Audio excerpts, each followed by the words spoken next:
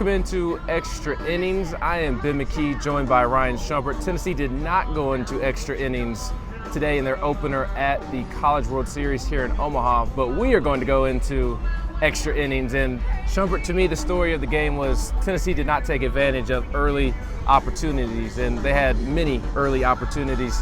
3 times over the first 6 innings did Tennessee have at least 2 runners on base and no outs, and Tennessee did not score a single run at all. No, I mean, it was huge. You have the first inning opportunity. I mean, you're facing a guy that's going to be probably top 3 round pick at least, and you get him early, rattled a little bit, you can't capitalize, and then Abbott got into a rhythm after that and threw 3 or 4 really good innings. And then towards the end of his outing, Tennessee had back-to-back innings where they got the first 2 batters on, weren't able to take advantage, and I don't know if that itself was deflating, but I think that coupled with second and third chance being the 6th inning, top of the 7th, or Virginia scores 5. I think that combined was really deflating, and you really didn't see Tennessee respond after that, kind of the way they have all year.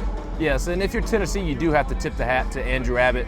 He was tremendous, 10 strikeouts, only 2 walks. He was just dominant. A lefty that Tennessee has struggled to hit all year. Tennessee's struggling to hit lefties all year. I believe you said that Tennessee was hitting .261 off of lefties entering the game, and sure, you kick yourself in the rear end because you did not take advantage of some of those early opportunities. But I don't think that it was because the moment was too big.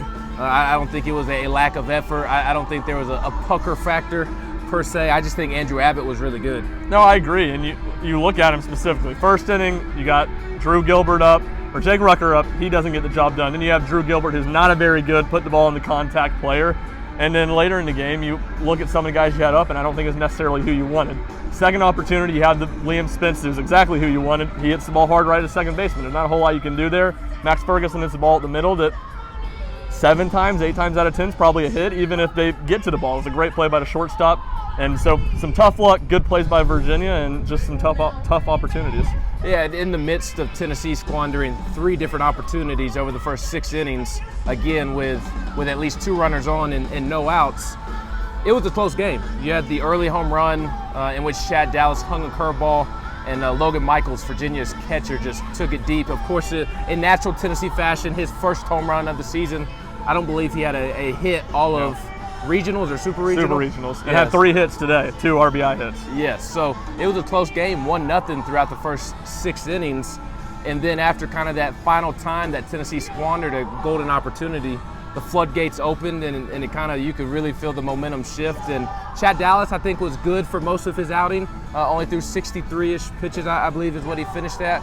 He was good for 90% of those pitches, and just the momentum shifting, it felt like those squandered opportunities were so demoralizing, and it kind of carried over to the defensive side and for Virginia, the top half of the inning. And it was an uncharacteristic bad inning for Tennessee, because typically when that's come this year, if you guys get on, big home run, couple big swings, it was hit after hit. Virginia was still in bases, and I think that kind of, Connor Pavoloni downplayed it, but I think that kind of added to the toll. It was a long inning where things went wrong and wrong and wrong. I think it was 5 or 6 hits in a row. You finally get a double play to get out of it. But there was nothing at any point to stop the momentum. And on Chad, I thought he was really solid. It was a very clear emphasis from Virginia. They were going to get in the box and be ready to hit him. A lot of 1-2 pitch at bats. And I think if there's a positive to take from the game, it's that he only threw 63 pitches. And if Tennessee finds a way to claw itself back to to get into the College World Series game, I don't know what that round's called, the semifinal, you get in where you had to beat Texas or Mississippi State or whoever it is going to be twice, you have Chad Dallas that could potentially go on Friday. Yes, and maybe Virginia makes it to the winner's bracket of this particular side of the bracket. And that 7th inning was the difference in the game. That was the game. Aside from the squandered opportunities early on, Chad Dallas struggled there at the beginning of that inning. Sean Hunley comes in, and he really isn't able to stop the bleeding either. Virginia scores 4 runs that inning on 6 hits. And after that, it just felt like kind of all the air and Tennessee's balloons were just gone. And uncharacteristically, again, I don't think Tennessee gave up. I don't think Tennessee stopped playing hard.